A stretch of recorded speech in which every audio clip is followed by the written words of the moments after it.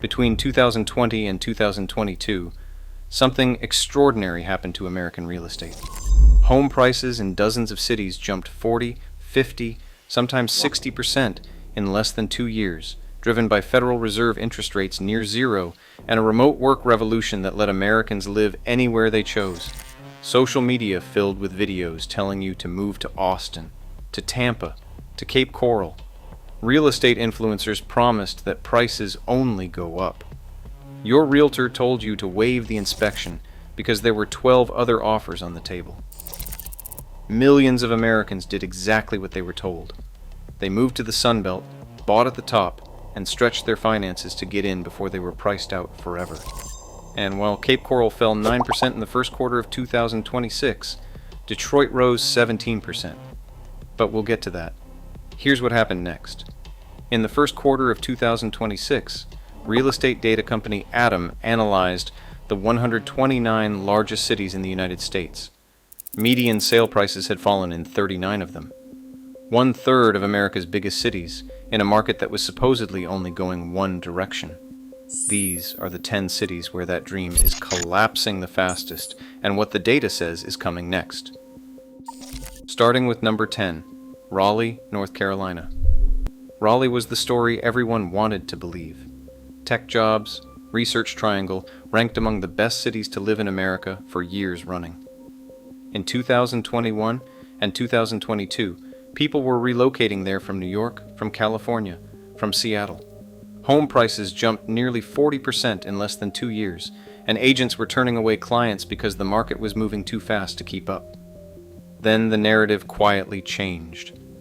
Realtor.com's 2026 forecast projects a 3.7% year-over-year price decline in Raleigh, placing it among only 22 major metros in the country where prices are expected to fall this year. The Zillow Home Value Index confirms the softening trend, showing Raleigh's appreciation rate decelerating sharply from its pandemic-era peaks.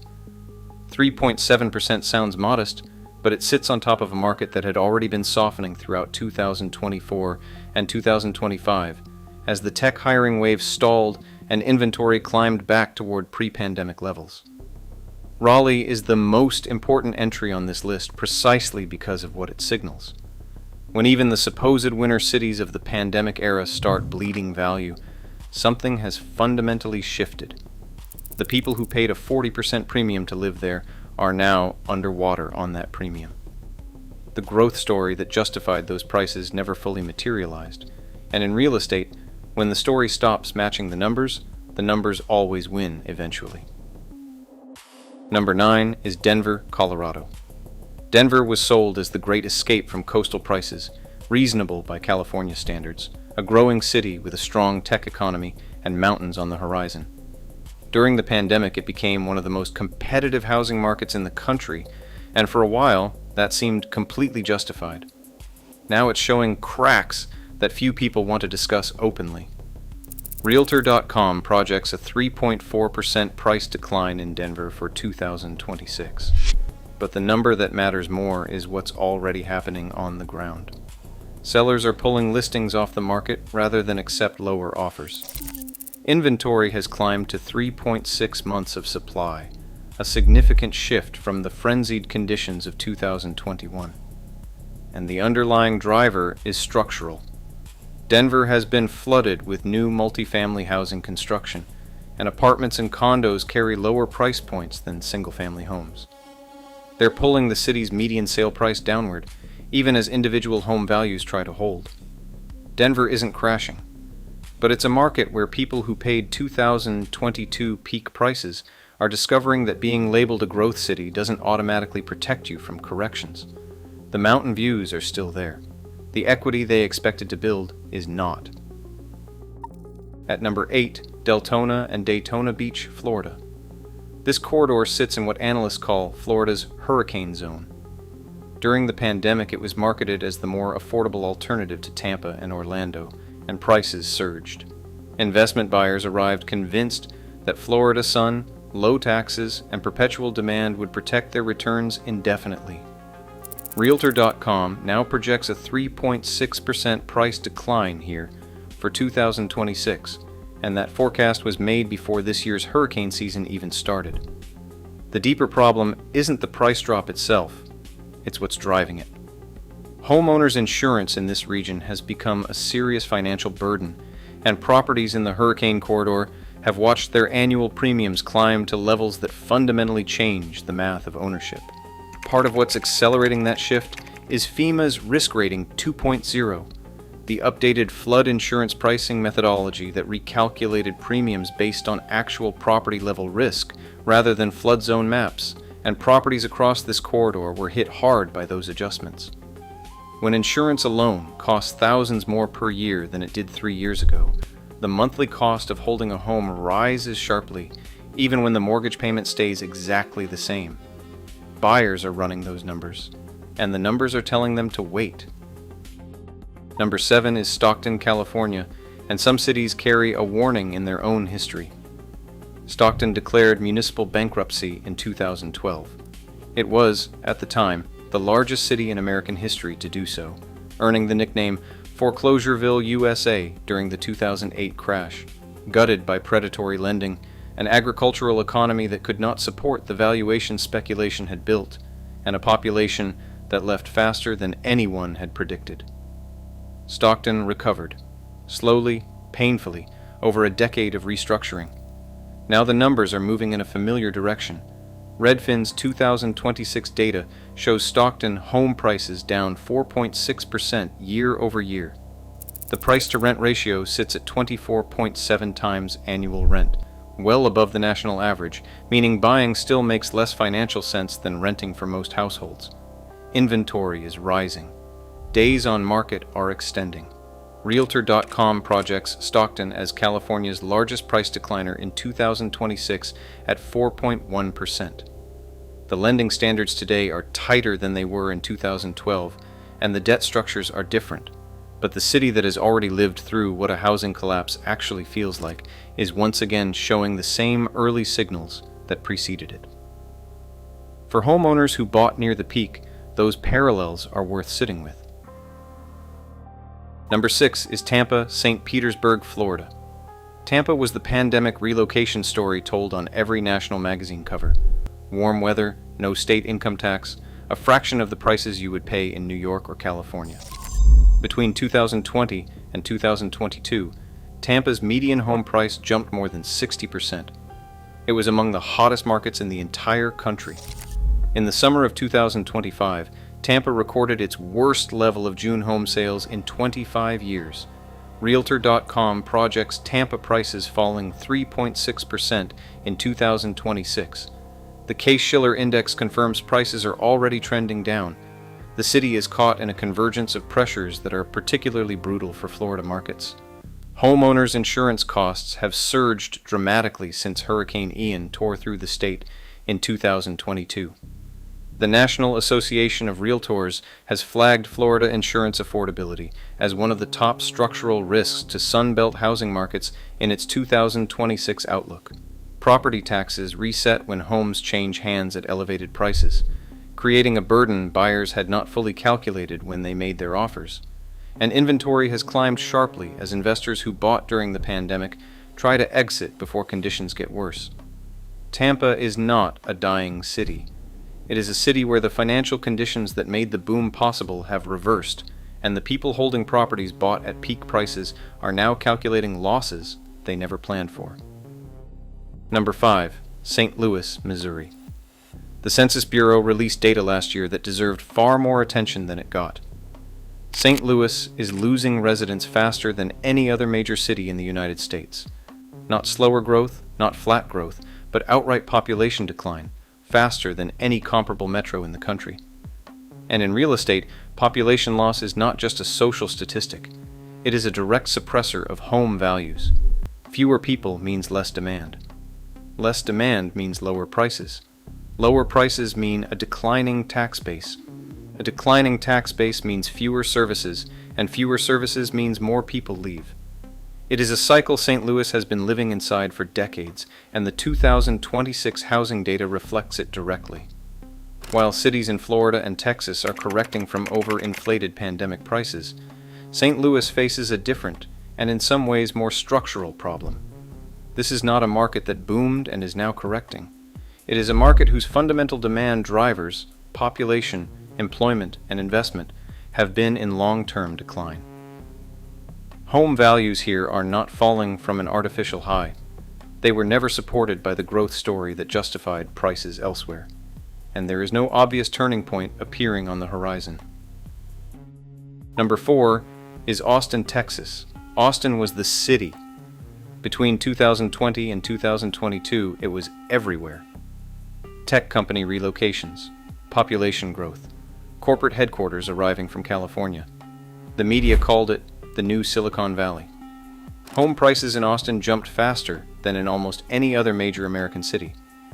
As of early 2026, Austin's median home price has fallen 21.8% from its May 2022 peak. Sit with that number for a moment. 21.8% in a city that was supposed to only go up. The story of what happened to Austin is the story of this entire list in miniature. A genuine growth narrative, real tech jobs and real population increases got hijacked by speculation. Prices overshot local incomes by more than 30%. New construction flooded the market as builders tried to capitalize on the boom. When the Federal Reserve raised rates and the 30-year fixed mortgage rate climbed from historic lows near 3% to above 7%, demand fell faster than anyone predicted. Remote work hiring waves crested and reversed. Austin now has too many homes, too many motivated sellers, and a median price that analysts are still projecting to slide further through mid-2026. 21.8% off peak. Not from a struggling or declining city, but from a market that simply got too far ahead of what the people who actually live there can afford to pay. Number 3 is the Northport and Sarasota Corridor, Florida. This region experienced one of the most dramatic price run-ups of the entire pandemic era. Retirees, remote workers, and investors poured in. By 2022, a typical single-family home had appreciated more than 70% from pre-pandemic prices.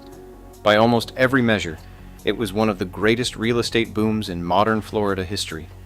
Then came the hurricanes, and then came the insurers.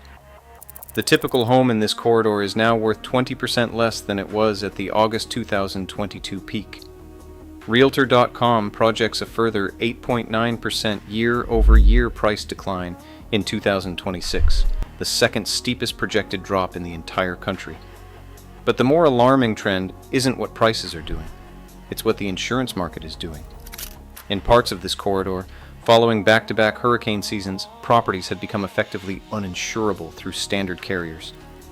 The National Flood Insurance Program, administered through FEMA, has become the insurer of last resort for many of these homes. Even NFIP coverage, reshaped by Risk Rating 2.0, is pricing out middle-income buyers. When a home can't be insured, it can't be financed. When it can't be financed, it can only be sold to cash buyers at a significant discount. That has created pockets of this market where the traditional buyer pool has essentially disappeared, leaving behind distressed sellers and opportunistic investors. That is not a stable foundation for any kind of price recovery. Number 2 is New Orleans, Louisiana. New Orleans has always asked something difficult of the people who love it. The culture, the food, the music, the architecture that exists nowhere else on earth. And in exchange, the flood risk, the heat, the infrastructure that strains under the weight of it all. For generations, that was a trade people were willing to make. The math has changed.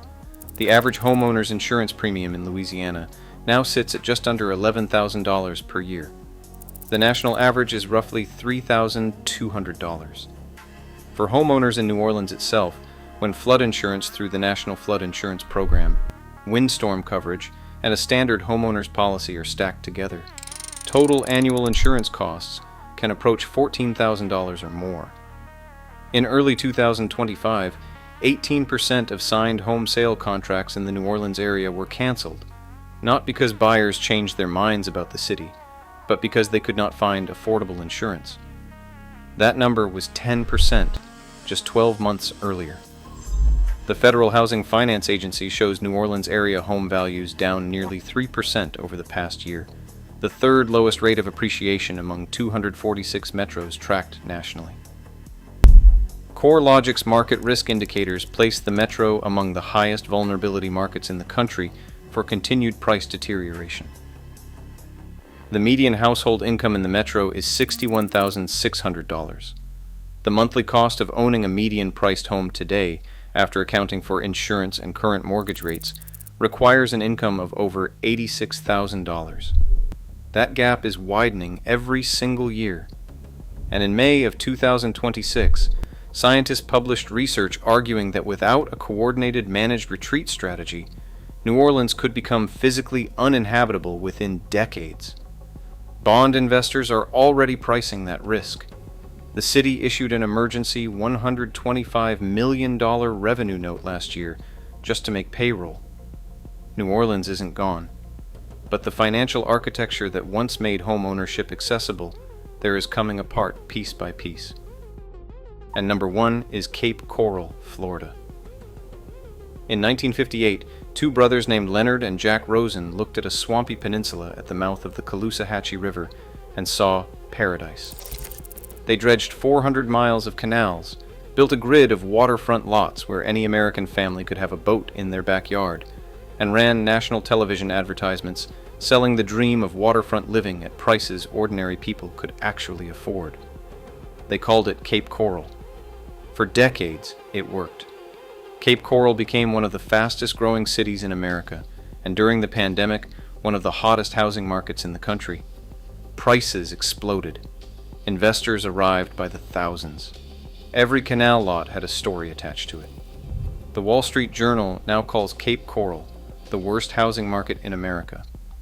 In the first quarter of 2026, ATTOM data shows the median home sale price in the Cape Coral and Fort Myers region fell 9% year over year to $341,250.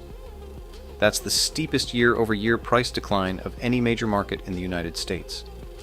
Realtor.com had projected a 10.2% decline for the full year, and early data suggests they were not being pessimistic enough.